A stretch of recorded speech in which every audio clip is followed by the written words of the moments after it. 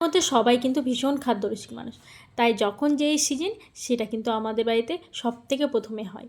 তো এখন যেহেতু ভীষণ ঠান্ডা পড়ে গেছে, তো এদিকে পিঠে বানানোর জন্য আয়োজন শুরু হয়ে গেছে। এদিকে খেজুরের গুড় আর ক্ষীর যেহেতু সমস্ত জোগাড় করে এনে দিয়েছে, এখন আমার শুধু বানানোর পালা। আর আমাদের বাড়িতে সত্যি কথা বলতে সবাই এতটা ভালোবাসে, শীত পড়েছে আমাদের বাড়িতে না করেও 3 থেকে 4 বার এই শীতের মধ্যে পিঠে বানানো হয়ে যায়। তো এইদিকে আজকে বানানো হবে পাটিসাপটা, যার জন্য আমি ব্যাটারটা গুলিয়ে নিয়েছি। আর এটা একটুখানি ঘন হয়েছে, যেহেতু এটাকে এখন একটু জল দিয়ে ব্যাটারটাকে পাতলা করে নিতে হবে। এদিকে আবার তাওয়াটাও গরম হয়ে গেছে, চলো এক এক করে বানিয়ে নিই। পিঠে বানানো জানো তো আমি বাবার বাড়িতে খুব কম শিখেছি দিদার কাছে। কারণ আমার দিদা এই পিঠে পুলি বানাতে এতটা ভালো পারে, কারণ আমাদের পিঠে পুলি দিদার বাড়িতে যাওয়া একটা উৎসবের মতন।